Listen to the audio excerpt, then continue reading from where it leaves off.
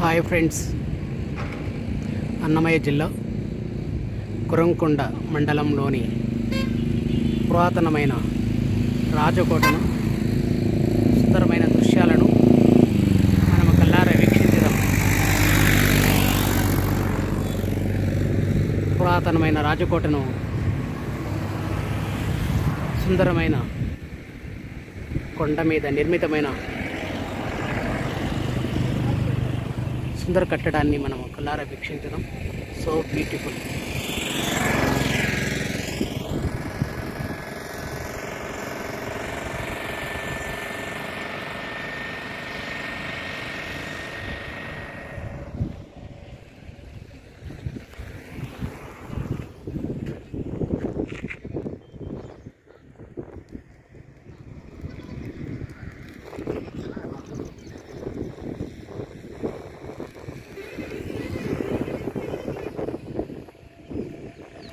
పూర్వకాలంలో రాజులు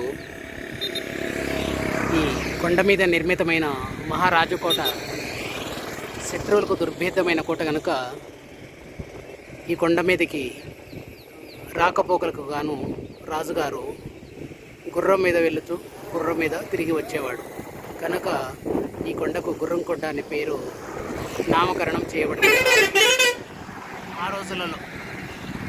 అందుకే దీనిని గుర్రం కొండ అని పిలుస్తారు.